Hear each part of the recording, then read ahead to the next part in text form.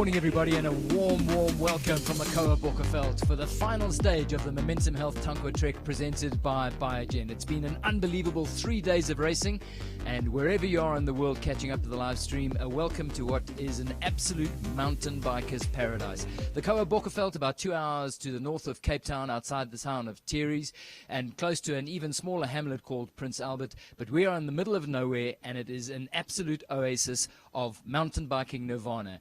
My name's Dave McLeod. This is the A team that's got together, which is going to be bringing you commentary for the next couple of hours. To my right, Robert Denise, who should be riding and has got the worst case of FOMO I think I've ever seen watching mountain biking in my life. Down to my left is Phil Dixon, who's from the Cannondale Factory Racing Team. He's the high performance manager. He'll be giving us some inside scoop on what is going on. And, of course, Paul Valstar to my right is going to be bringing you the voice of authority as we take you through the final stages of what is going to be a really, really exciting day's racing. Paul, I'm going to bounce this to you first up, because before we go and have a look at what happened early this morning, we're about halfway through the stage. They're into Morristow, where that single track is absolutely sublime, and we've been watching some of the footage which we're going to share with you right now. But please establish for us, if you can, the GC as it stands, because both the men's and women's races are super tight. There's absolutely no margin for error. Do you mind if I grab your mic, Rob? Just do it right. Listen, whatever you do. The men's race really close. We've just been looking at the times there, and it's 2 minutes between fifth and first place. So there's really nothing in it right now. And one bad puncher, and you can drop out the top five. No problem at all. So it really is going to be a tight game. In the ladies, it's only about 1 minute between the top two. So once again, if you make one mistake, if your partner drops off the back, and we've already seen this morning, the speed at the front is absolutely incredible. In fact, in the women's race, it's fair to say that if you go down to the Ghost team that was the pink jersey leaders on day two, it's 2 minutes for the first four, roughly. That's right. That's right. So everything to play for. In single track day, if you get separated, you can lose minutes in no time. Okay, I'm going to bounce this to Phil over here for a second, because nervy times right now. Your team is looking very calm this morning. The yellow jersey belonging to Manny Fumich and Henri Cavancini, but are they all that calm going into such a tight day's racing? They're focused. I would say they're calm, yeah, but there is some nerves in the group. It's the last day of racing. We've won 3 stages of this race, and we'd like to finish it off in the yellow jersey. 90 Ks in between us and the finish line. All to play for everyone, and looking forward to an exciting day's racing. Well, there's probably about 50 Ks left. So it all started early this morning. Start time was 6:30 on an absolute perler of the morning in the Bokkerveld. Paul K was down at the start line with Paul Valstar, who was sending them all off. And we also caught up with some of the big guns as they headed off on close on 90 kilometers with about 1,000, not even close to the 2,200 that we had yesterday. A much easier day's climbing, but it is going to be super fast. Let's go down to Paul at the start line. Super Sunday on the beautiful Makoa Bokkerveld for the final day of the Momentum Health Tankwa Trek presented by Biogen. Everything to play for, so tight. In our UCI women's category, less than 2 minutes separating the top three, and fourth is within biting distance. And in the men's race, a bit of a bitter finish for the Bulls team, who could have potentially have been in yellow at the end of yesterday, but they went wrong. Will that anger motivate them today, and do they have an extra gear? It's an incredible day's racing that awaits you. You can hear the helicopter warming up in the background. So's the weather, and so are the riders. Stick with us. Here it comes. Yeah, I think we'll feel it out. I think Bulls will be a little bit more disappointed about yesterday than what we were. We were quite far off GC, so. Yeah, second place yesterday would have been good, but yeah, for us this event is just to sort of test the shape, and yeah, we got the opportunity to do that yesterday, and it seemed quite good for this time of year. But yeah, today is another opportunity, and we'll definitely give our best. Yeah, you're right. Yesterday was a bit strange because we got lost on the track and maybe took a wrong turn. I don't know exactly, but that's what the commissaire said. And so, yeah, we have to accept the decision. But today is another day. We have a new chance, and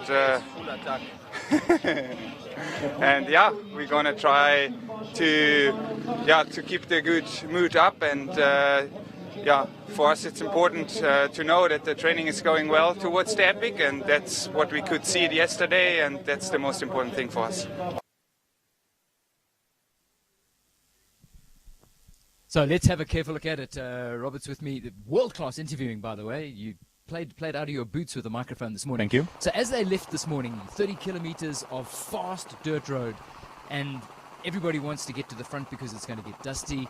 And with a tightly bunched group like that, there's always the risk that somebody's just going to lose their mind and touch a wheel, and you really don't want to land up in trouble on that really fast 30 kilometers of dirt road. Yeah, there's low visibility with all the dust kicking up, so you have to be careful all the time. The pace is high. It's probably between 30 and 40 kilometers an hour for the first hour before we get to the first single track. So yeah, the front guys are all aware of the dangers, and everybody's trying to be in the front. It's also hard to make a difference on these first kilometers. You can see the guys behind the motorbikes here taking it quite easy on the first stretch of the day. But like I said, the guys are aware of the dangers. Everybody's trying to be in the front, but it's hard to make a difference. So everybody's trying to save energy as well. When the pace is this high and you can stay on the wheel, it saves you 100 to 200 watts easy. So if you're not in the wind, that saves a lot of energy. You've also got 2.5 days of hard racing in your legs. I mean, I noticed the guys were on the rollers this morning. I saw Manny just before the start actually broke off the start line and did another warm-up lap just to get the muscles warmed up, trying to get some of that lactic acid out of the muscles. Yeah, flush the legs a little. That definitely makes a big difference. It's not about doing a hard warm-up, just getting the body going nice and easy, and the start of the stage is perfect for that as well. So yeah, we've seen some of the footage of the single tracks, and you could see the guys pushing from the front there really hard. So racing is on. Now, Paul's down with me at the moment. Paul, the story of today is going to be, is there a bounce back coming from the Paiga Eurosteel guys? They did so much hard work.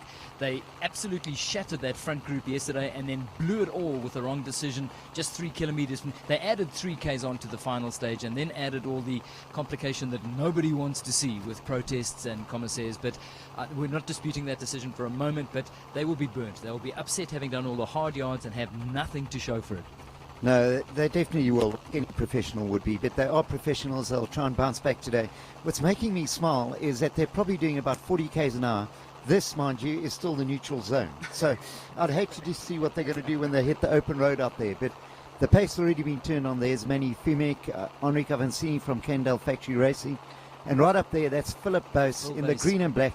That is Paiga Eurosteel. So you're on the money. These guys want to make it hard today. Absolutely. The other team which has been probably the most consistent throughout are the Danes in the specialized colors, because they have been right there throughout this race, and Just Reward will be a spot on the podium for them. Yeah, well, they are on third place in GC at the moment, Simon Andreasen and Jonas Limburg. They've impressed everybody. We know that they're two of the best in the world in their age group, but doing it over 4 days, over long distances, is a different matter than rushing around a cross-country course and doing 40 kilometers. So they've got the pace, but you always question, have they got the stamina? For 3 days they've got it, but today, as you said, is going to be fast, furious, and if your legs are not 110% today, you're going to get dropped by this lead much. Well, of course, 2 races we're going to be looking at here.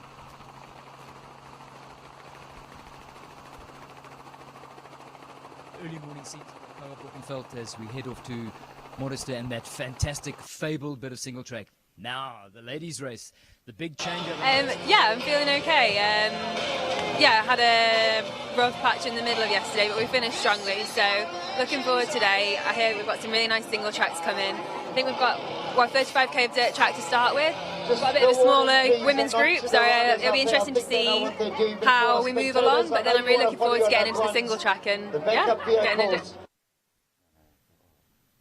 So they're the ladies underway, and Ghost having surrendered that pink jersey in a very dramatic day. But as you heard Paul saying a few moments ago, the first 4 sandwiched between 2.5 minutes, absolutely anything can happen. The ladies' race has been moulded by technicals, and the Ghost team had more than their fair share. So I trust they're going to have a clean day today, and they're going to make a fist of this final race. But that's the race to watch. It's going to be a fascinating final stage. The pink ladies pushing it from the front. That's they had such a good day yesterday. That's probably really motivating to give it another go today. And yeah, like you said, the GC is still really close together. I talked to Annie last this morning, like you could see in the interview prior to this. And yeah, it's only a minute 15 on for them to the first place. So if anything happens, they need the front girls need to keep their act together and make sure they get to the finish line in one piece. If we learned anything from yesterday, it's that Mariska Strauss is in fantastic form. She was the dominant force in that ladies' bunch. Jenny, for much of that long stage yesterday, was really scrambling to hold on to the back of Mariska. And yeah, if she can carry that sort of form in today, the chances of them staying in that pink jersey and being there when the trophy handover is done, there's the charge coming. So that's Ariana Luthi and Sherry Rideker. They are definitely giving it another go today. They had a wonderful day yesterday, I think. Yep. Their best day so far, and they're trying to get on the podium again. Jenny and Mariska bridging across that. I want to let them get away. This is super fast rating out there. Ariane, they're showing inexperience because really trying to break away on this open road is stupid going. You're actually just going to burn your matches. And the other girls will be quite happy if she sets the pace and they'll just sit behind her. Like Robert said, your wattage when you are sitting behind somebody, you preserve 40% of your strength out there in drafting. So Ariane going early, well, I hope her legs can carry on for the next 89 Ks like that. Well, it produced absolutely nothing. That was just a little bit of muscle flexing, and it's absolutely pointless. So. Yeah, some tactics being played out in the ladies' race here. It is really close, so I think the single track section that's coming up is going to be quite a key piece, in particular the descent off the climb there. Particularly if the cross-country guys or Ghost and Annie Last team up, they could get some daylight between themselves and the pink jersey and work together. It's only a minute gap. A minute's not a lot in 90 Ks in mountain bike stage racing, so let's see what happens. You did have a chat to Barbara and Anne. They're back in the white Ghost colours there. They had a lot of bad luck yesterday, but they had a plan today. Yeah, like we talked about it yesterday. The girls have a lot of experience racing together. They've already done a lot of stage racing in the same formation. So yeah, they had a lot of misfortune yesterday, but they kept their cool. They rode to the finish line at the fastest pace they could, and they're giving it another go today. Barbara had a bit of an off day yesterday. But yeah, they're going for it again. And you have days when you just can't get that engine running properly. So. No, it happens in stage racing, and here you see the amazing pace from the front guys. That's really, and it's a really big bunch, and you can see it's really bumpy. Dust is kicking up. It's hectic, so everybody's pushing.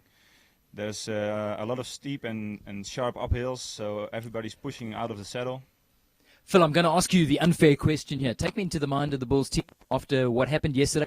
Context to their race plan today. I'm pretty sure I know what your Cannondale team plan is, but what do you think the Bulls' strategy is today? Because there was a bit of banter and they seem to have a strategy. I'm quite keen to pick your brain. What would you do if you were managing them?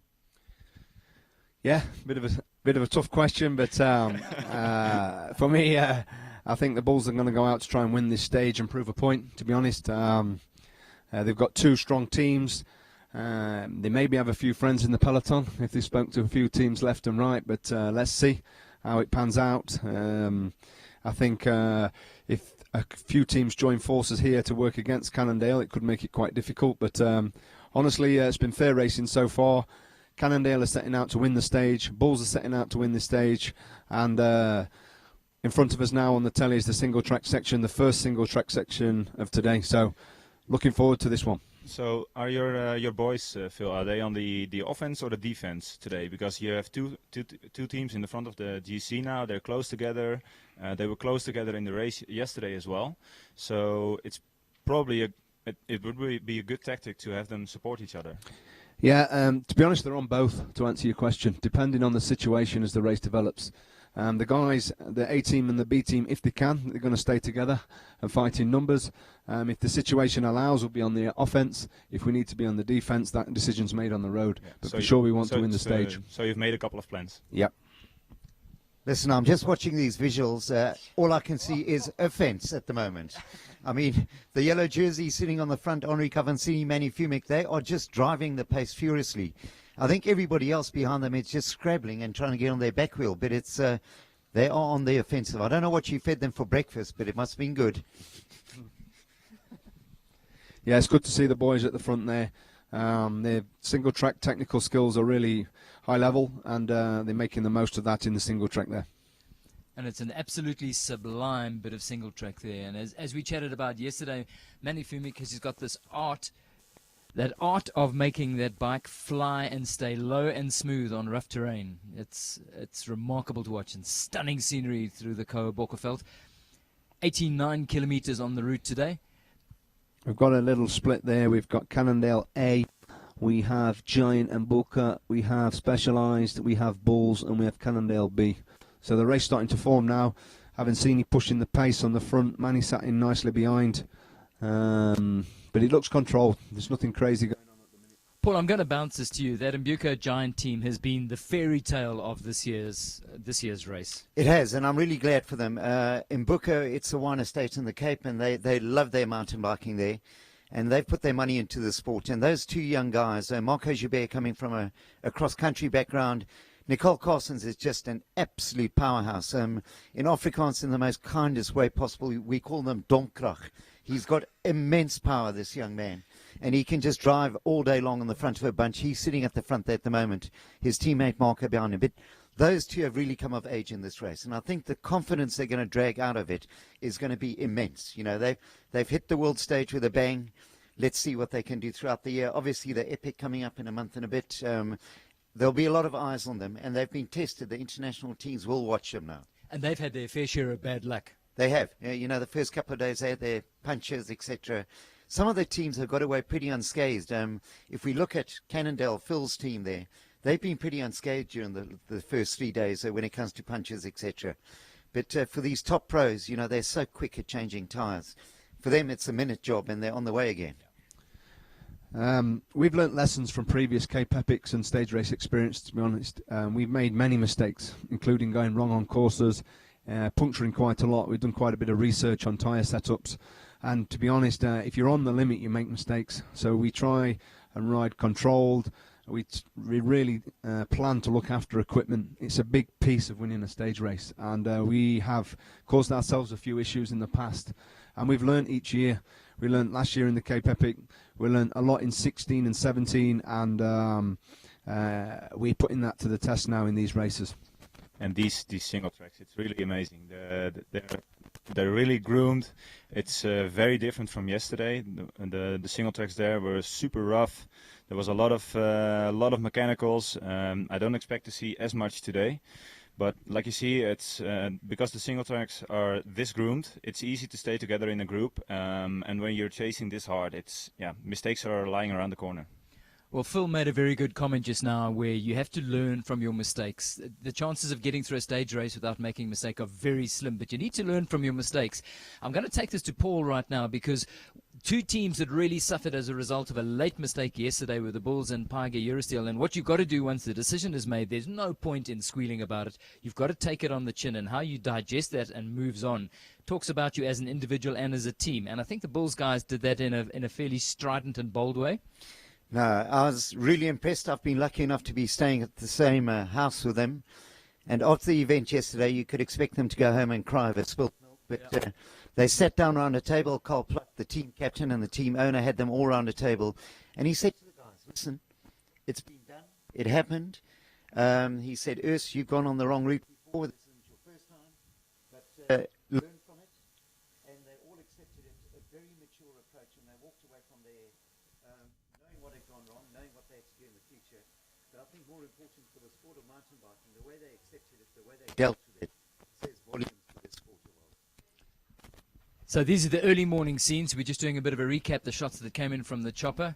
It's going to be an 89-kilometer stage, but it is going to be fast. They should be done inside 3 hours if everything goes according to plan. The conditions are absolutely primo today, so they should be in here round about 9:30 local time. So welcome once again if you have just joined us wherever you are watching in the world as we just get these incredible shots of these riders. This is the elite, some of the world's very best, just sweeping through the single track of the Koa Bokkerveld.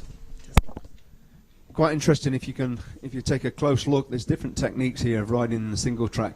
Just picking Maxime Marot out towards the back of that group. There's a small gap in between him and the rider. Just allows, if the guy makes a mistake, he can go left or right. Also, he just gets a little look at the trail. It's really dusty for the guys, and I described it to someone earlier. It's like driving your car in the rain with no windscreen wipers on. You really cannot see where you're going.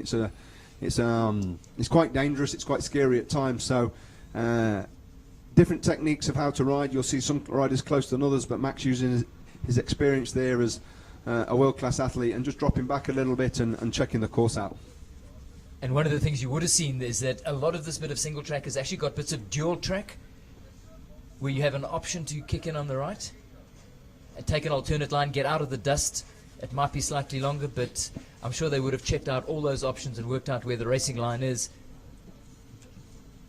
Yes, it's splitting up a little bit, but again we can see Max just behind the Team Denmark, their rider there. It's a bit of a gap, and he's left a gap there also. Comes together now they start to climb, that gap's not needed. They close in a little bit, but again, you need to allow for mistakes of the person in front. Yeah. And you were getting into the topic of the setup you run. When you compare it to your cross-country setup, in what way does it differ? Is it pressure-wise or different kind of tires? Okay, so we run actually a different wheel set on some of the stages compared to the cross-country setup. More bomb-proof wheel set and to prevent puncture risk. Wider rims, maybe?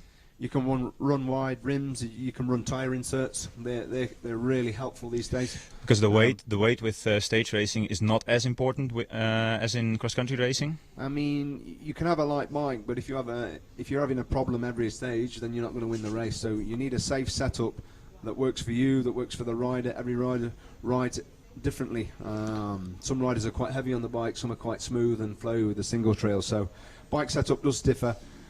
From cross-country to marathon, particularly in our team, and it's something that we practice in the background and make decisions on before we arrive. Yeah, so a different kind of setup and a different kind of style of riding.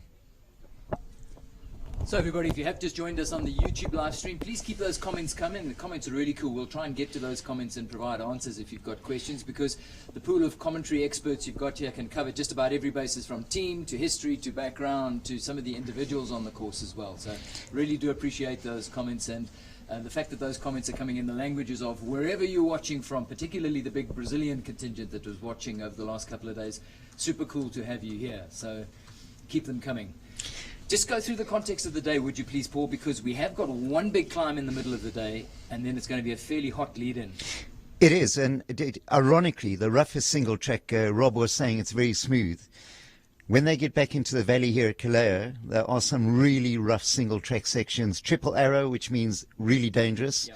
Big drop-offs, off camber, and for the top guys, you could easily puncture there and lose the race in one moment. So the last 20 Ks are really crucial for them. There's a lot of rough single track in it, and if you lose the wheel there, you could lose the race. And question I wanted to ask you though, Phil, in that single track out there, if you had your two teams right in front, and your B team, Maxime Marotta and Cam Orr, if they played dead wheel and let a gap occur on a fast track like this, that could create the break of the day already. They could do that. They could play games, but I think it's too early in the stage to do that, and it's a little unfair really on the others this early in the stage. It's very different if it's the last 2 to 3 kilometres, but there's a long way to go yet. And to be honest, I was just going to turn the attention. A definite change from cross-country to marathon racing is the nutrition and the feed plans.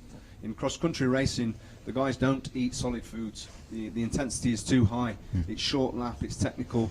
You just can't get you haven't got the time to digest the solid food and to eat the solid food. In the stage races, our guys, particularly in hours 1, hours 2, hours 3, they take in solid food on board, and it's really important that they take the time to do that, so that when they get to the business district, as we call it on Callendale Factory Racing, that's the last 30 kilometres, the fuel's in the engine and you can press on the gas. Now, is it all scientific food nowadays, or do they still eat sandwiches with syrup and peanut butter on it? I think it's personal preference. We tend to make some natural foods. We make rice. We make rice bars and different bits of pieces out. We actually cook and make those. But we work with our nutrition sponsor OTE. We use a lot of their products. There is a lot of research, millions of pounds spent on research. So, I mean, we use the science in a practical way in the race to help us perform. So that's where we stand, and we'll be going back to the live chopper visuals fairly shortly. But for those of you who missed all the drama from yesterday, I know a lot of people have watched the video that's been online, but if you want to take stock of what took us to this point in the race and how that incredibly dramatic third stage rolled out, chill out and watch. We'll recap on stage 3.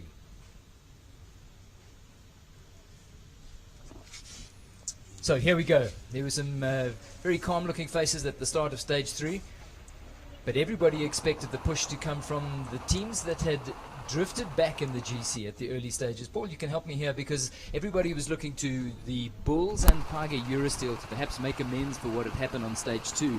And it all started fairly hot because Matthijs Beerkes and Phil were really pushing the pace. There's the ladies at that stage. The Ghost Girls were in the pink jerseys, and they took off at the start of a stage which just wasn't going to be their day. They were super strong.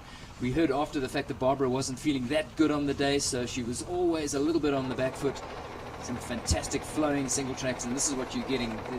The bridges that are a hallmark of the single track through the Koa Bokkerveld as you watch the leading men go through the climbs and the descents. The day was made up by the monster, the fabled climb up to the radio mast at the top, and we talked yesterday about the ability to make these bikes fly on the downhill, and Manny Fumich was giving us an insight into just how much experience it takes and just what an art it is at ultra high speed to be able to make that line fast and efficient. There we go, Carl Plott from the Bulls trying to repair a puncture, and this single track they're riding through, known as Du Toit's Drop, it heads down into the Ceres Valley, and it's steep, it is incredibly loose, and every year we lose a couple of riders here. There we go, Barbara Benko, Anna Terstra, that was the first of their punches. Now, you can't have anything worse in mountain biking than a real wheel puncher, because you've got to get your through axle out.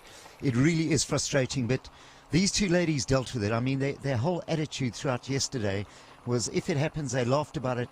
They did their job professionally. And Rob, I mean, they were absolute revelation yesterday. Yeah, definitely. They kept their act together, really cool. Like you see here, there's no stress. They're just fixing the bike. They lost a lot of time with the mechanical yesterday, and they chased back hard. Unfortunately, they had another mechanical, which destroyed the race in the end. But these girls will be looking to make that up today.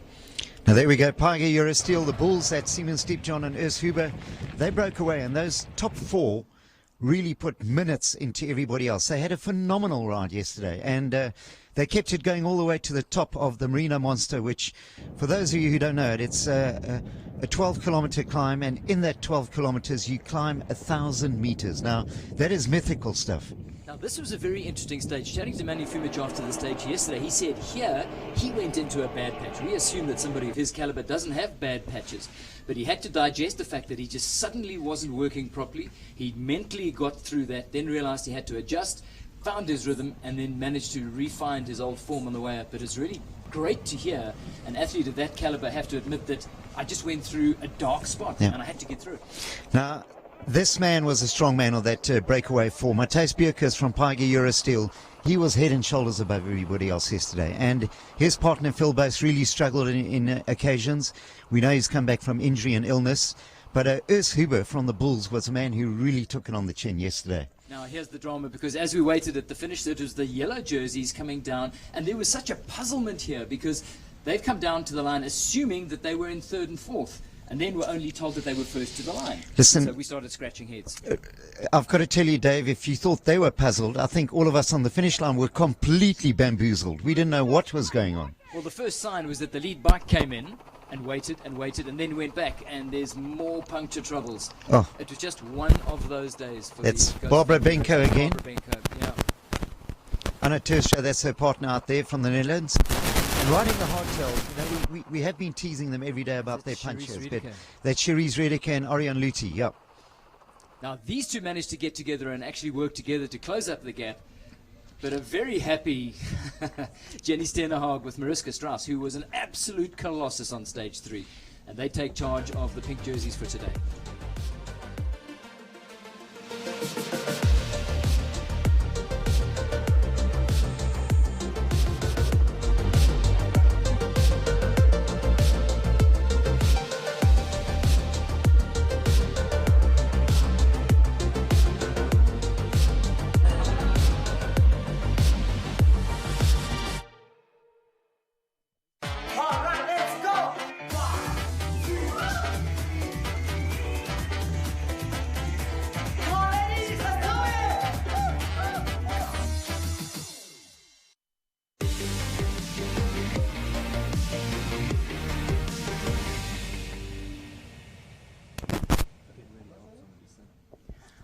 So we're back at the studio. We're roughly halfway in the final stage of this year's Momentum Health Tankwa Trek presented by Biogen. The Brains Trust is busy dissecting what is going on here at the moment.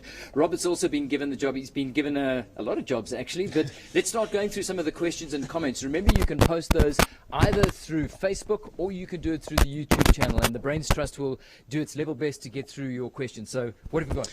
Well, there's one question coming in about Cameron Orr. I was also really curious to hear about yesterday. Yesterday was a really rough and tough stage. He must have dug deep. Yeah, Cameron and listened to Max quite a lot. We had a bit of a strategy. Max raced this stage last year, and Max actually pushed quite hard on the transition towards the Mourinho. And this year, when the guys were pushing on the transition, Max actually sat up and let the guys go. And he said to Cameron, said, no, I feel good, we can push. And Max said, no, we let them go. Trust me, they're going to come back. And they lost nearly a minute on the transition in. And then Max said they got to the climb, they looked up, they saw the guys on the climb, and they just did a nice tempo, and they rode straight back up to the guys. So really, really clever thinking there from Max, looking after the youngster. So at first eye, a pretty risky strategy, but it paid off in the end. Risky, but Max had first-hand experience because he pushed on that transition last year, and he had nightmares about the climb for the next 6 months. Just, Phil, put it into perspective. Cam is 19 years old. He's only done cross-country racing. This is his first stage race. I mean, he's a wunderkind of the future, no doubt about that. Yeah, he's a real talent for the future. He's done stage races as a junior on the road, but this is his first mountain bike stage races, and he's absolutely loving it. He's crazy nervous before every stage, but he's getting good support from the guys. We talk strategies, we talk feeding, and yesterday I said, did you surprise yourself? And he said, yeah, I surprised myself. And he lay on his bed all yesterday afternoon and this morning, and then he got on his bike, and I said, how are the legs? And he said, they feel better than expected. So surprising himself. As a coaching term, I'd say he's finding his limits as an athlete. Okay, we're back live at the moment, so we're catching up with some of the action at the front. Let's run a rule over what is happening. There's the Paiga Eurosteel guys. Now, where are they in context? Well, they've left Morristown now. They're out of the single track, that first single track, which is so great, that Cedarburg single track, sorry. They're now on the open roads, and they just passed Water Point 2 there. Okay. They are absolutely flying. It's flat in that section with little rolling hills. Shortly, they'll be coming up to their last big climb. It's only about 250 meters long, but it's, Robert, you've ridden it, it's very steep. And if you've got dead legs in, you are going to suffer. Yeah, and especially the last part, it's tough rolling, so there's a lot of resistance from the surface. Oh, and you can see there's one of the Paiga guys. I don't know if he's struggling or if he's just taking a bit of a break. He's refueling. Yeah, it looks like Matthijs Bierkes, and we know what form he's on at the moment. I mean, he's super strong at the moment. I think he's just parking there at the back and watching them and saying, well, I've done my bit at the front, I'll watch you right now. Yeah, and definitely Matthijs is always pushing from the front, especially on these sections. I've raced quite a bit with him over the last couple of months, and he's a super strong guy. So let's take stock of the front of this bunch. Yeah, we got I'm Specialized there. We got both Cannondale teams sitting in there. The Bulls up front, Henri Gavancini there, you see him. That is Phil Bose. So this is really turning into a hot race on the front. And the pace is super high. This is probably 40, 45 kilometers an hour. Yeah, they make it look so very easy, don't they? Which team is on the front at the minute, guys? 175. Got Paiga sat in third wheel, Henry policing the situation. We've not really seen this team on the front before. So, no, they're the new faces in the front, and they're driving the thing. To me, it looks like they're driving this race for a reason. So maybe we have a couple of teams working together with different jerseys on. Let's see how this one works out. But they're moving, guys. The speed's high there. They're above 30 k's an hour. Yeah. It's one line. They're not bunched up. Henry's policing quite nice, they're specialised. Yeah, we've got Manny in there, we've got both Bulls teams there. The race is on. Now, very interesting. Both these guys are riding Specialised. They could be working for the Danish team at this stage, trying to break it up. Because obviously the bike brands in here, it's incredibly important for these professional teams to show up their bike brands out there. And at the moment, in the front, it's Cannondale and Specialised driving the power. Yeah, I think Cannondale and Bulls, they're not on the front there. Specialised just on the right side there. They're all waiting to make moves later in the stage. So you can see the pace has dropped a little bit now. The group's all bunched up back together. You can see when the hammer's down, it's one line, and the guys are all bunching up together and starting to move left and right. So we're either approaching a single track and the pace has really dropped off. Emery's coming to the front to have a look at stuff there. Now, I think they are not too far away from that very steep hill which I was speaking about earlier on. They're going through that farm area there, and then shortly after you leave this farm, you hit that hill, and then we could see splits occurring. Yeah, we passed water point 2 on the way to water point 3, and speaking to the guys earlier, there's some real stiff climbs at the back end of this, along with some technical single trails. So for sure we're not going to see a finish with a bunch that size, but at the minute they're all together and they're just playing the game. They're waiting, really. Oh, isn't that wonderful? See all the local kids standing on rocks and cheering them on. And you know, in Afrikaans they say ho be in a ho, which means legs, I hope you're at home and you're going to carry on going. But look at this. You can see Avancini on the front now, driving the pace. Emery's just stretching the group out. The group's gone back to one line, so the hammer's gone. Yep. The speed's gone up. Emery's probably worked out we've got some single track coming. Specialized are really well positioned there, second and third wheel. If anything, Manny's a little bit too far back for me in that group. That comes from the coach, so that's obviously a bit of a complaint there. Some other news just on the ladies' race. I understand that we have 2 teams in the front just before water point 2 in that single track section, and that's Mariska and Jenny and Annie Last and Candice. Ghost have been dropped. The Ghost are with Ariane and the cross team. So changing GC there at the minute. Long way to go, but Annie and Candice are away with Mariska and Jenny there.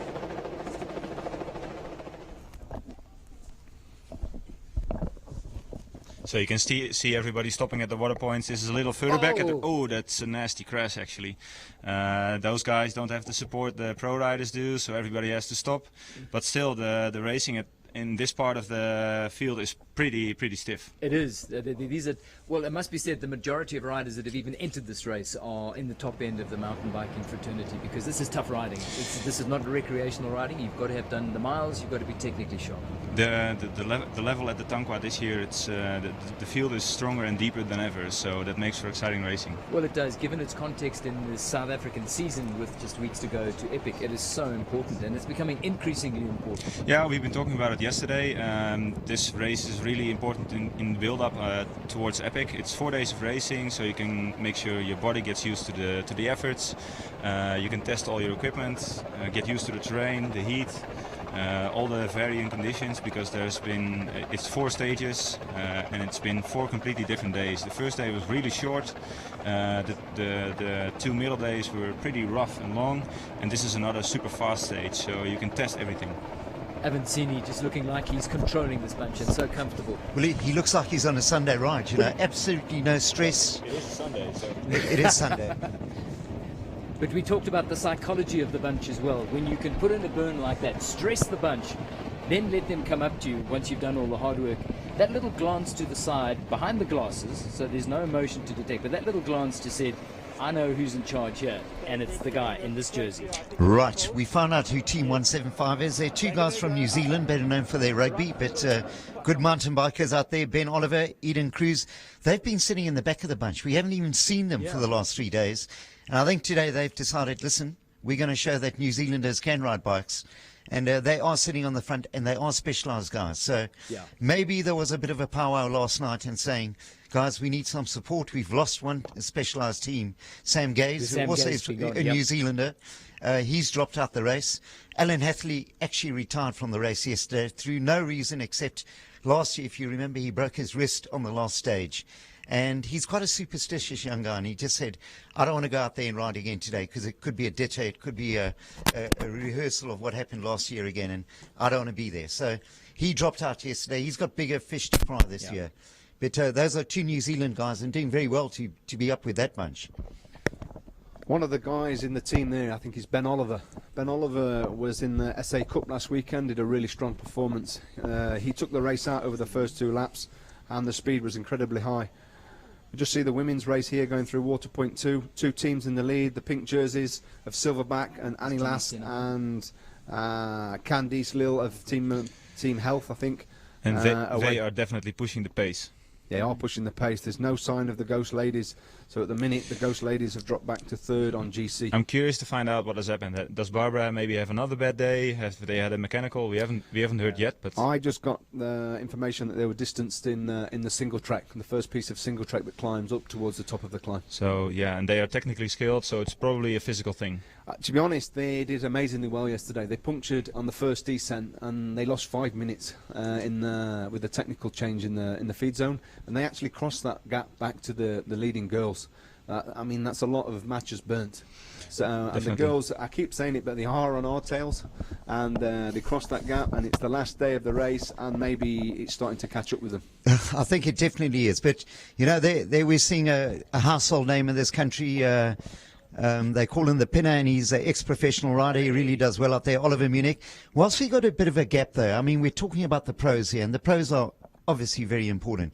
But this is so much more than just the pros. We got different age groups racing out here. We got the Masters, which is over 50. We got Veterans, which is over 40. We got Solar Men, Solar Women. We've got a mixed race going on here at the moment. So this race really is about the normal men and women out there on mountain bikes, the weekend warriors. But up front, obviously, the world-class pros are the ones that the eyes of the world are on. But behind them, there are incredible men and women on mountain bikes. I think that's what makes our sport so unique. You can come and you can do the same course as the pros. You can stand on the same start line as the pros. And actually, if you look at the finishing times of the different categories, it's a high level across the board. This race is a great race to prepare for a Cape Epic. A Cape Epic is the biggest mountain bike stage race in the world, and that's in a few weeks' time at the end of March. And a lot of guys are using this race. It's 50% of the distance, 50% of the days. It's 4 days, not 8 days. And it's a great little stepping stone towards the Cape Epic. Yeah, I mean, the terrain here, for me, I would actually love to ride this one day. The single trails look amazing. We're here in the middle of nowhere. When you wake up in the morning, the sun sets. I just really, really love these events, and it was one of my favourites event of last season. We do World Cups, we do World Championships, Olympic Games, but honestly, it's a fantastic event. And it's not just about the racing. I think it's all about the entire atmosphere at the event. You're having dinner together at night with all the riders. You're sharing experiences. Everybody's experiencing the race in a different way. So it's cool to share those stories, and just have all the riders from different levels together in one place. Okay, Rob, you're going to go through more of the comments that you've been posting. Please keep them coming via Facebook and on YouTube. And there we have the split back in the women's race. There is a chunk of time, so that ladies' race is now really being moulded by the break by the front two teams. I've got to go back to one word that Paul raised just now. You've been in this game a long time. Superstitions. We talked about Alan Hatherley and not wanting to go through the wrist repeat potential. Superstitious riders? There are lots of them out there. There are lots of them out there, but to be honest, you can't blame them. And when they get the race of their life, they suddenly get on a podium at World Championships, or they win a rainbow jersey, or they get a medal, or they get a personal best performance, and the guys, they say, oh, that was easy. That was easy. I've been trying for years and years, and that was easy. And they saved a pair of socks, they saved the sunglasses, they record down what they had for breakfast, but actually a lot of the time they're on a great day, but you can't blame them for wanting to replicate and use the same bits of kit or same pre-race routine to try and replicate that performance. Superstition. Just quickly out there, Phil, skills training, even with your top riders like Enrique and Manny, do they still do skills training? Do they still practice moves, etc.? Yeah, we do still do skills training. It's an area that for me you can never practice enough. But a big game changer in our sport, and I recommend it for most, if not all, people starting out in the sport or in the sport if they want to improve their technical skill, is a drop a seat post. Okay. It allows that weight to be kept central on the bike. It allows the weight to be more balanced front to rear wheel. And you're not trying to get out of the way of the saddle. It actually really improves the recovery. The descending times don't differ much, but if you look at heart rate tracers, the heart rate's dropping more, you recover better, and you're able to push on the pedals on the next climb more. Well, I've heard a great quote a couple of days ago they use here in South Africa. It's skills before hills. So, yeah, that's definitely the mentality they have here. And they have the trails. They have the trails for the skills. They have the best trails in the world, to be honest. It really is. It's perfect. We have perfect trails here, but I've been in Stellenbosch for a couple of weeks prior to the race. And in 2.5 weeks' time, we still haven't seen all the trails. So there's plenty of good mountain biking to do here. Yeah. Phil, Rob, you can come back here. You got an SA passport. Okay, you can stay here forever. I particularly like the wine. Hey? The wine. I just want to ask level. a question about skills yesterday, and something we haven't mentioned yet about yesterday. At the top of that huge Marina Monster, your men were 5 minutes behind the leaders. At the bottom, and it's an incredibly technical descent, very rough, very fast. They'd shortened that gap from 5 to 2.5 minutes. Now, that is some phenomenal riding. I mean, the men ahead of them are world class, but your boys had shortened that gap by 2.5 minutes. Tell us what they did to do that. Yep. The gap was actually it was around 4 minutes to Bulls. It wasn't 5 minutes. I was just trying to give you a minute to make them look really good. No, let's talk facts. But the thing about that last descent yesterday, I looked on the trace from last year. From the top of the climb, it was 50 minutes to the finish line. That's not just a descent. That's a long, long way. And when I looked at the trace, there was 3 sections. One was around 2 minutes, one was around 4 minutes, and the last one was around 30 seconds, I think, or it's the other way around. But they were actually uphill, it's within the downhill. So when I spoke to the guys yesterday, I said, how was the last down? And they said they went down there like madmen, as you would imagine, to try and close the gap. But he said they carried really, really good speed on the uphills. So there was some uphills within that downhill. You're talking around 6 to 8 minutes of climbing within that last downhill. It wasn't just straight down. So for sure they used the skills to a good ability, but there was some climbing and they carried good speed up the hill. Having a look at that lead group now, we're back to the current visuals. That lead group is growing at the moment. So that's Avancini on the front. Just for a change. Just for a change. He's only been on the front for the entire day. But Fumic is a little bit off the front, and then you have Marot in second, Jonas Lindberg in third, the first Bulls team in fourth and fifth. That's Stevie and Urshuber are sitting together. And Phil Manny is still too far back, isn't he? He's looking very composed. All right. And there go our Kiwi boys. They're doing Subway sandwiches. They're doing pretty well. Good fuel, I guess.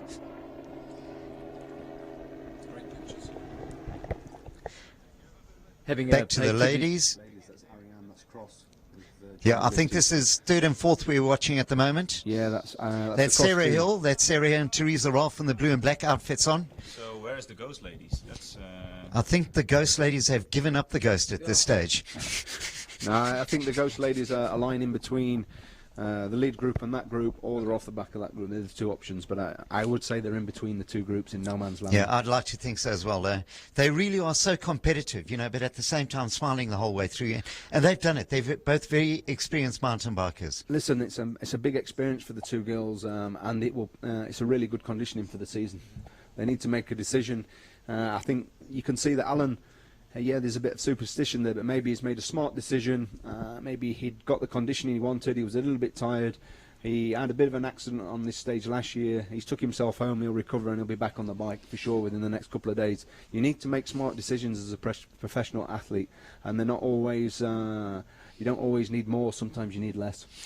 I think 2 ladies will be going back to Europe to the Ghost Factory. I think the first thing they'll say to them is, if we go back to Epic, we want soft tails, which is fully suspended. We're not going to go back on hard tails anymore. It wasn't a choice.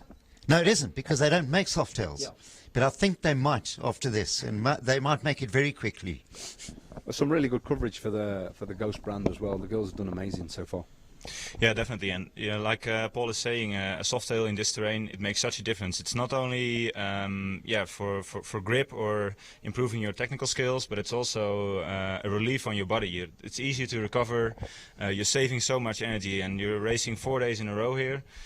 So when you save energy over a total race time of, I think, 13 hours probably, that's a lot of energy. Yeah. I mean, if you look at how technology is progressing, we're seeing more and more 120 bikes now, not 100 mil, 120 mil rear and front suspension bikes on the cross-country start line in the World Cups. I think Nino Schurter won the World Championships on a 120 bike, so we're going more to 120 products. The lockouts and the technology in the suspension is a really high level now, and for 200 grams more, you've got even more comfort on the trails, and you've got even more suspension on the descent, so that means faster descending. you can improve your performance. And Phil, the angles on the frame itself have become slacker. They've become more easier to deal with. In the beginning, it was steep angles, really for the professional riders. Now with slack angles, it improves your confidence going downhill, etc. It's made a big game changer. Yeah, head angles are a little bit slacker on the frames, but every brand's different, to be honest. Some people like more slacker head angles.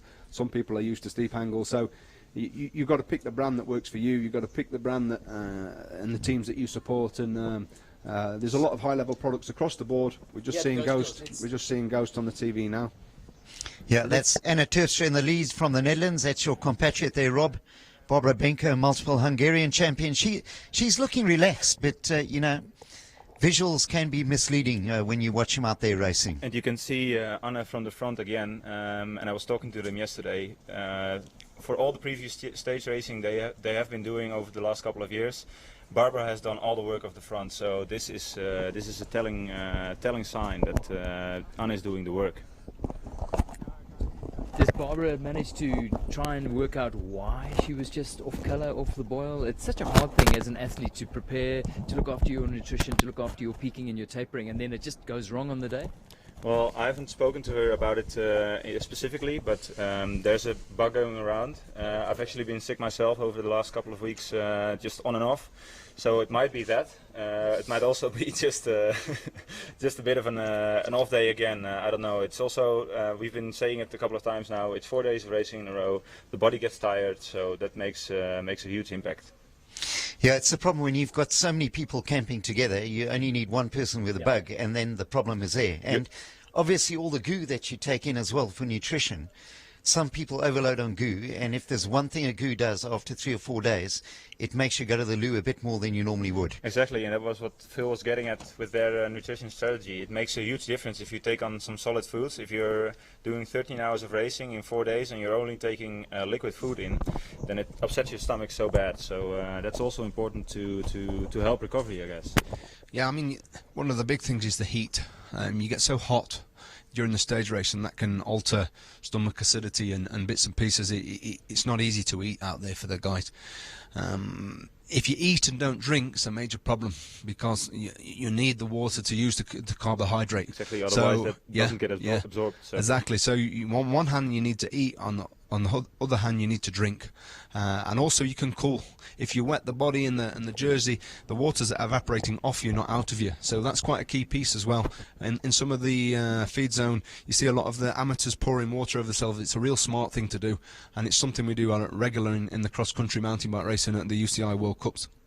I think the pros obviously know how to eat and drink, but it's the amateurs who really suffer. They don't eat and they don't drink enough, most of them.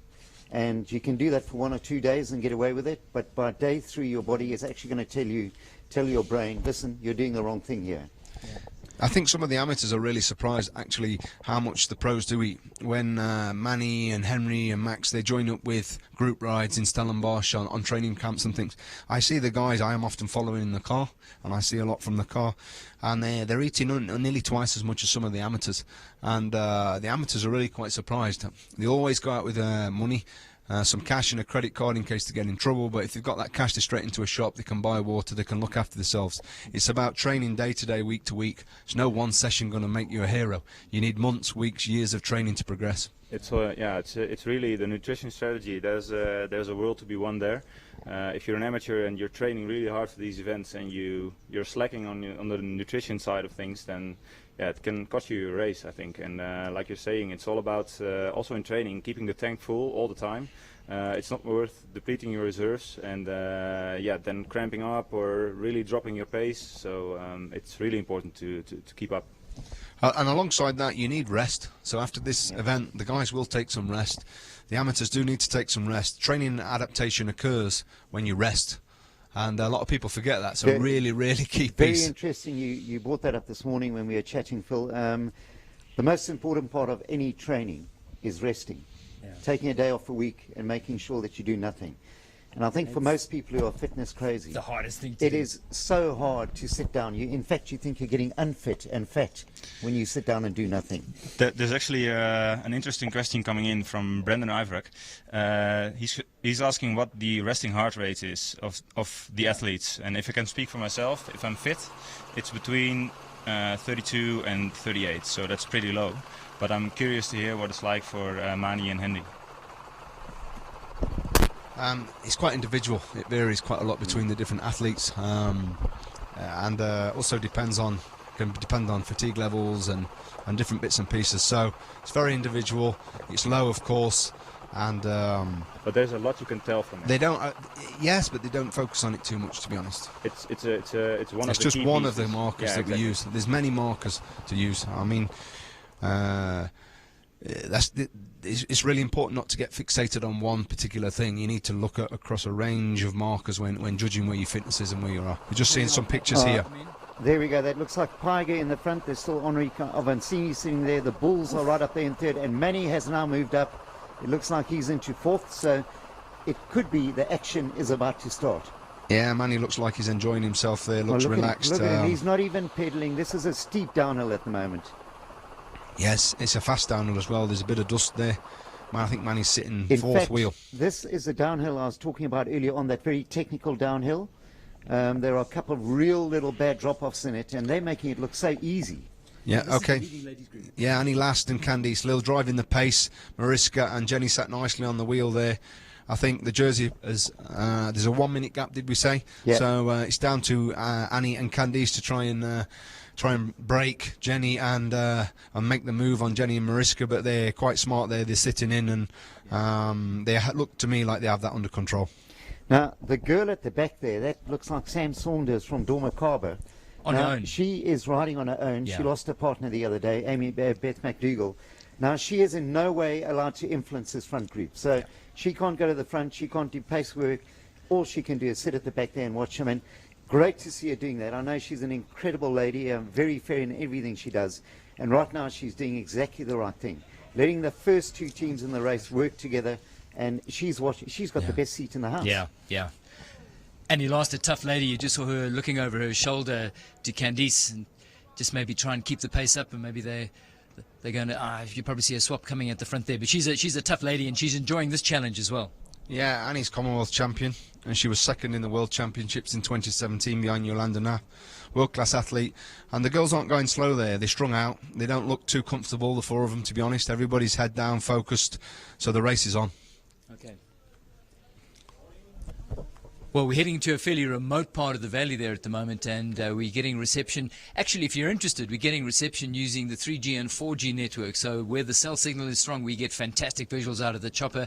There are pockets where they move into areas where that reception is dodgy, and the chopper, which stays low, is obviously in the lower part of that. But now we've got fantastic visuals, and that men's bunch is still so tightly bunched. There's everybody in there. It's all still together. It's getting strung out on the pieces of single track, and then when you get out on the wide open gravel roads, everything is getting back together, and so it's all still up in the air for the stage win today. Paul, is there really attack opportunities? I know it's technically challenging in the last 30 Ks, but are there attack opportunities? Could you see a splinter happening, understanding that the group has not separated at all so far? Yeah, I think very hard to actually break away. What they've been trying to do is just through pure pace to break up that front pack. You know, it's like any race. You've either got the legs to stay there or you haven't. And being a team race, if your teammate drops off the back of the bunch, you have to go and wait for him. Yeah. You can't leave him behind, or else you'll get a time penalty. So it really is about your fastest person in there is your weakest link in a team. And, you know, coming home, it's not a flat downhill stretch. It is a very jagged, it's like sharp teeth coming home. And the ups and downs are very steep. Lots of punchy climbs. So if after 4 days suddenly your legs are feeling a bit lame, you will not get to the finish line in first place. It looked like Enrique back at the front, where he seems to have settled into a place for most of the day, but that's good news for the team. Yeah, I think the rest of them are watching. Every time Enrique goes to the front, they're probably saying, oh my God, here we go again. You know, he's going to turn up the pace. I mean, Enrique is world champion. He gave him a lot of confidence, that race. I'm looking forward to seeing what the guy can do this season, and he's definitely in good shape. We're back at the women's bunch at the front. It's looking like they're working together pretty good, but it seems like Anilas is doing quite a bit of the work. Now they're about to get to that steep hill. Okay. Now I just recognise the terrain they were going through, and they're about to hit that very steep hill which we saw the men going up earlier on. It didn't separate the men at all, but the women, you just never know. It might do it. Yeah. Well, I mean, we're on to 9 o'clock now, so the stage winning time last year was 2 hours 55 minutes for 90 kilometres off road, which is above 30 k's an hour. Which is mythical. For a normal human gives being, us around. You do that on the e-bike. That gives us around 20 to 30 minutes left of racing, and to be honest, I think we're going to get. We could beat the stage time from last year. There's some hungry guys in there that want a stage win. So we're back to the pictures of the men's race, and it is strung out. Look, there's gaps, small gaps starting to appear, but nothing major there. There's in the finale. There's a couple of short and punchy climbs coming, so I think we'll see some attacks flying there. It's going to be interesting to see what will happen in the next couple of kilometers. So we have Henry on the front. To me, it looks like we have Olsen Simon in wheel 2 and 3. We've got Manny in 4. We've got Max in 5. We've got Denmark in 6. We've got Young Cameron in 7. We've got Denmark again, Simon, in 8. And then we've got Pygo just off the back. Yep. So Bull's just trying to go to the front now around Henry. And they are pushing hard. Henry was already pushing out of the saddle, so it's hard to tell on camera, but it's probably a really steep climb. Henry got that one under control. Manny's slipping back actually there a little bit. Yeah, this could be a bit of a decision maker here. Rob is quite right. That is a very steep little climb, and it's obvious the Bulls are trying to make a bit of a break here. I think they've had a look at Manny and thought, well, he's looking a bit weak, relatively weak today. And I think Henrik is so strong that he can just go with anything. But definitely, Simon Stepjohn's at the front at the moment. Urs Huber right behind Henrik there. And I think that this is a little break coming up here. Yeah, could be. There's a lot of these steep little climbs at the back end of this stage, and it could be the difference today, to be honest. You know, if the camera does pan back, we'll see how big that gap is. But that is an incredibly steep little climb. Well, the motorbikes are jumping ahead, so to me it looks like there's some excitement here. That gap has opened up. Yeah, there is a big gap coming up here. Manny's been distanced there. Manny's trailing. Now, that is at Hoville, and they're about to hit a very steep downhill single track. Well, there it comes. We now see the skills of Manny coming to play, because that is a significant gap. Road. It is incredibly steep, and this single track they're going into is very technical as well. So if you have got a gap there, you can make it even grow, because you can only go so fast through the single track, and if the gap is there, you can't catch up. It's great to see the heli footage here. There is a significant gap there. Manny chasing back on there now. We've got Henry with the 2 bulls. To me, it doesn't look like it's going down. It looks like it's a flat piece, but I could be wrong. Yeah. It is. Okay, so. Yeah.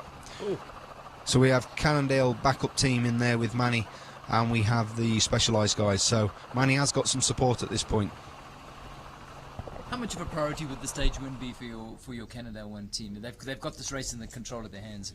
The guys want to win the stage, I think, to be honest. They're not riding to come second today. So yeah, we want the overall for sure, but they're going to try and win the stage. Yeah, 4 times on top of the podium in 4 days is what any team would like. But I'm smiling. I actually rode that single track yesterday evening, and it really is. It's rocky. It's real mountain biking out there, as you'd expect in the Cederberg. But right now, you can see that the guns have been drawn. There's no more friends out there, and the bulls are really trying to put in the hurt right now. Now you can see some tactics. Henry's realised that Manny's not with him there, and Henry's backed off Simon there. So Simon's away. Henry's in the single trail. Ilse can't get around Henry at that point.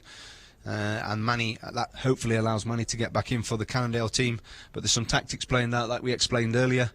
We didn't see too much of it early in the race, but now we are seeing some race tactics. Just talking about Henri Cavancini, we brought it up over the last couple of days, but he was named Athlete of the Year in Brazil last year. And for a guy who's riding a bike and not a soccer player to be known as the Athlete of the Year is an incredible compliment to him. Yeah, I mean, it's amazing. It's amazing for the sport, actually. Henry's really pushing the sport out in Brazil. He's really pushing the sport out on his social challenge. He wants to lift the level of the sport and bring more interest and more exposure and more investment into the sport, which is great for the youngsters, to be honest, long term. He actually has his own team as well, right? Yeah, he does have his own team with 3 under-23 athletes. It's the Avancini team, and that's supported by Caloi and Shimano in Brazil. So yeah, he's definitely a big ambassador of the sport in Brazil, and I think with a lot of the guys in the sport, they're all really keen to make it bigger. Everybody is seeing that the sport is developing quickly. If it concerns marathon stage racing, but cross country as well. I think even more. It's becoming a spectator sport with big audiences on TV. So yeah, it's exciting to see what the future will bring in the coming years for all these types of events. Yeah, exciting times for the sport, and the TV numbers are going up and up. From the Mountain Bike World Cup on the cross-country side. I think the unique thing about mountain bike, which not a lot of sports have, is equality.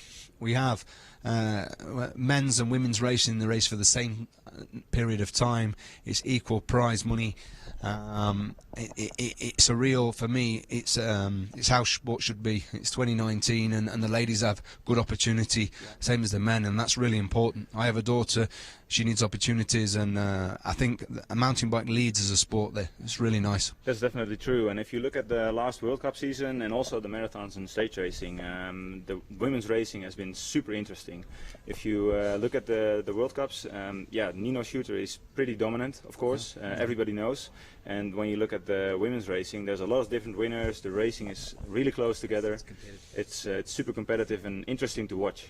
It's amazing to watch at the minute, and there's lots of names that can win the women's, and to be honest, it's almost more exciting than the men's. So the numbers for there, I think that's been a key piece of the numbers growing, to be honest, in the TV figures. But the women's racing's at a high level. It's amazing, and I'm looking forward to the 2019 World Cup season. And there's also a lot of guys doing different disciplines now, because when you look at the field of the bigger marathons over the last years, if you look at the field of the epic over the last years, it's really been developing. There's a lot of cross-country guys coming in. The style of racing has really changed. It's always been quite easy on the beginning, I think. If you look back to previous years, and over the last couple of years with the cross-country guys coming in, the pace is always high from the start, so that really changes racing. Yeah, I don't know if I'd use the word easy. Well, easy, to be honest. A little less high. I just think the event's growing, and it's attracting the big names of the sport, and that's only good for the sport. Yep. Well, you know, I think just for normal men and women out there as well, mountain biking is an incredible sport. You get out into the country, you ride, keeps you fit, keeps you happy, it's good for the mind. So I think it's just natural that mountain biking is a growing sport. And I think a couple of years ago it was the fastest growing sport in the world by a long, long way. Yeah. And I think just riding off the road is a lot safer than riding on the road nowadays. Yeah, 100%. So, you know, it's just a natural growth. And as we focus the attention on races like this leading up to Epic, I must take you back to Manny Fumix last night saying this is Disneyland. When it comes to the terrain we've got to ride and the choice of trails we've got, this in a global context is Disneyland, which is why I guess guys like Robin, people come here. Yeah, it's really, I've been here for just under a month now, and we've only been at home. I do mostly road riding because there's not many trails. It's the only choice I have, and I train hard going in the wind. And here you can go any direction. You go on the bike, and you're on the trails within 5 or 20 minutes, and you can go on for hours, 5-6 hours on an end. Yeah. And the trails are endless and really well built, groomed, sometimes super rough. So there's something for everybody. It's really cool. So we're probably 15 minutes away from the finish of the stage and the conclusion of our Momentum Health Tankwa Trek presented by Biogen. And the chopper occasionally does, one, run out of signal, and two, it does occasionally have to put down for fuel. But we're back with the chopper shots, and there is still. This is a very remote region, so we've done really well to get a shot. You see the chopper's gone high to be able to get us the signal, and this is the second group, I think, or not. The Danes are at the back of this group. It looks this.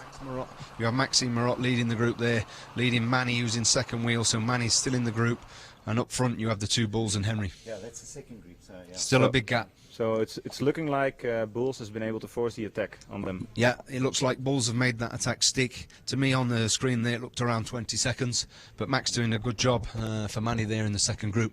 It's really good really there for Manny that we have that second team in the race, and that's a good example of how a second backup team can really work for you in an event, to be honest.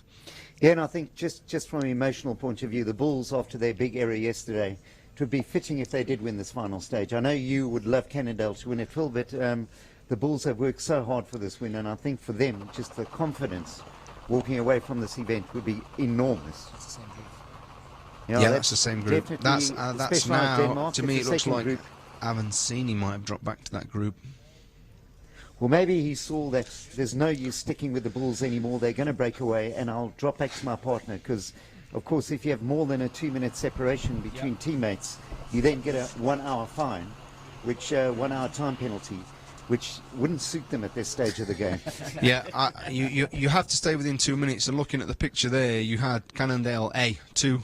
I saw 6 riders, so Avancini, Manny, Cannondale B, and Specialized. So you have first, second, and third on GC there, and the Bulls are ahead. We don't know the time gap at the minute, but we're thinking around 20 to 30 seconds. I mean, the Bulls will have the bit between the teeth today, I would imagine, to make up for the error made yesterday. And but they're not all credit to them. GC, right? Not really. They're nearly 7 minutes back on GC, so it's not a danger on GC, but they're going for the stage. I thought Pagi Urisil might be there. Yeah, I think they made their big effort yesterday. They must have burnt a lot of matches. Philip Bose, I think, struggled yesterday, and today to repeat it back-to-back is virtually impossible. Matthijs, I think, could have gone with that front group. But, you know, it's so easy looking at pictures and not being in the minds or the physical bodies of those riders.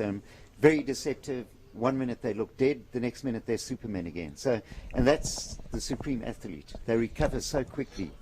And you know more about that, Phil. Also helps when there's 10,000 rand on the top of a hill, because the boys went flat out yesterday, and I think they invested a lot of money.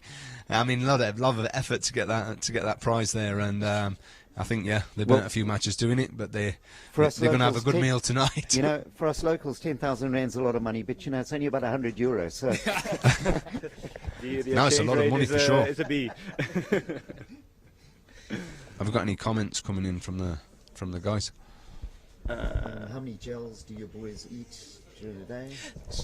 Actually, that's a good question, Phil. For an amateur mountain biker trying to get into the thinking of a really good elite athlete, what are they taking in terms of food to eat? I know it's personal, but what is a good thing to eat if you've got an hour, 2 hours, 3 hours, 4 hours, 6 hours in the saddle? And let's think of the weekend warrior here.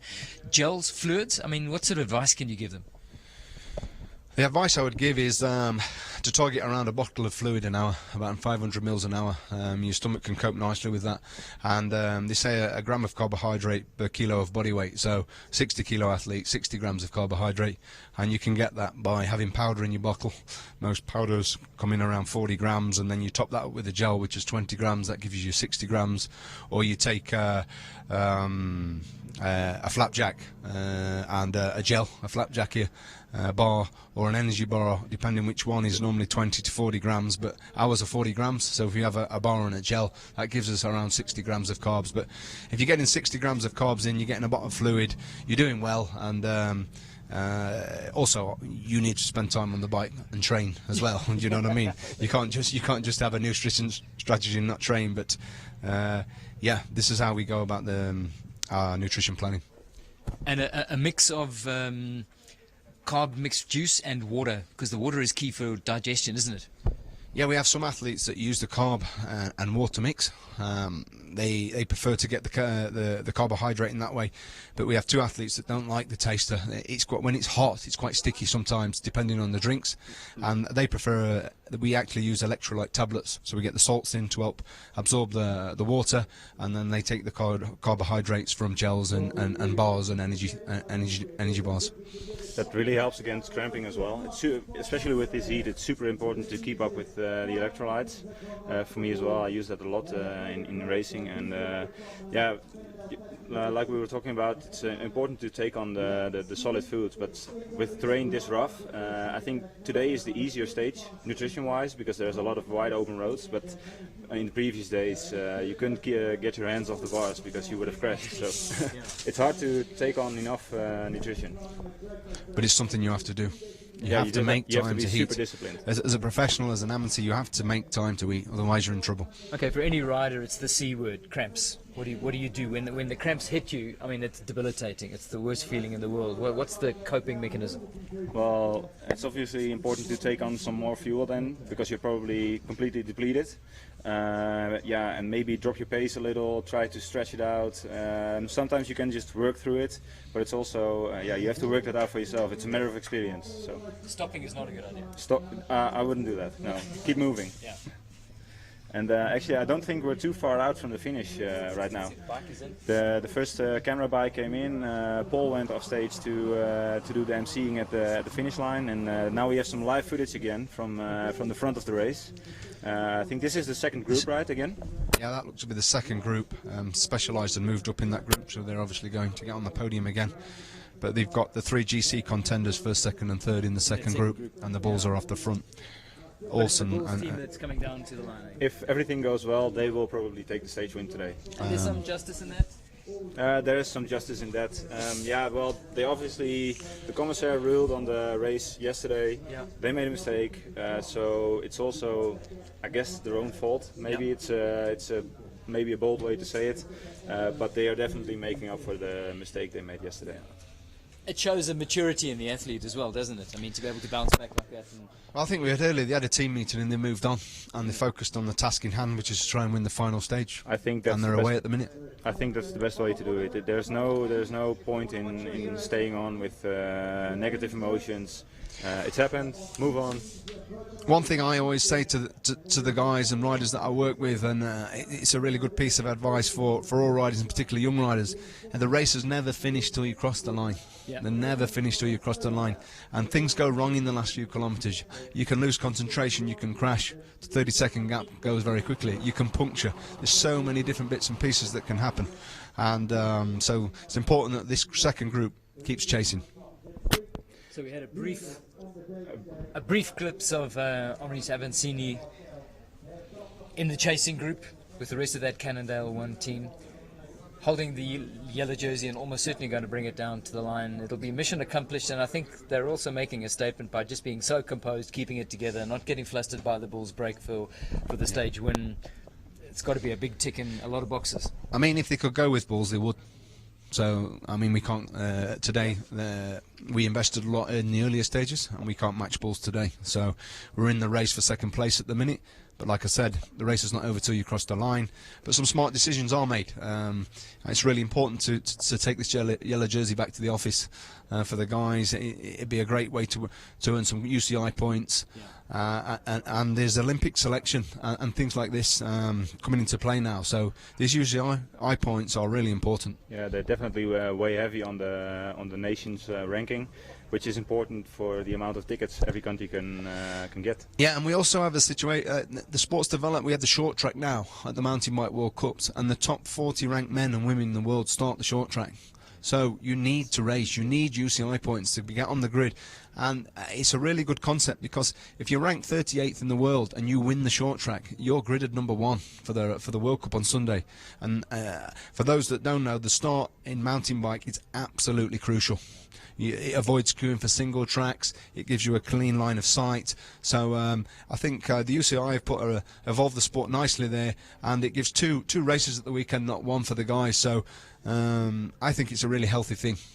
Definitely, and it's made interesting racing over the last season. You can see it's people have to change up their routine, pre-race routine. Everybody has had settled for a certain way of working in the previous years, and that's all been mixed up. And it's been interesting to see Nino Schurter maybe struggle a little at the short racing, but it's really cool to see other guys on the front there. Yeah, and it gives the youngsters that move up out of under 23s, if they race and they have the points, it gives them the chance to actually compete with the older guys, because it's really difficult to compete with the seasoned athletes over 90 minutes. But for 20 minutes, the young lads can go. And I think they're gaining valuable experience there. It's giving different brands exposure on the front row of the World Cup. I mean, it's a win-win situation for the sport, for the brands, for the athletes. It's a really good piece. For the audience as well, so there's only winners here. Yep. We're still waiting for footage, unfortunately. It's dropped out of so the key point. But we're not far from the finish now. The stage time for this last year was 2 hours 55 minutes, and I think we're coming up to 9:20. We are. Well, what we can hear from the chopper crew is that we're into a reception zone, which is very close to the finish. So the chopper is in the zone, but our ability to feed the visuals, unfortunately, is a little bit impaired. But I can hear the guys. The chopper is literally probably less than a kilometre away, so we should be able to welcome in that Bulls team. The evolution of that Bulls team that's been dominated by Carl Platt and Alvin Lakata. Now, if you look at the performance of Simon and Urs over the progress of these 4 days, that's a really healthy sign. That's great for the team dynamic. I think it's great for Bulls. They've had a couple of tough years. They've got Albin and Carl in with there. I mean, Albin's, I think, 3 times world champion. Carl, 5 epics, 6 epics? Five. So they have the experience, and I get the feeling they're really starting to work as a team. And working as a team. So as soon as you make the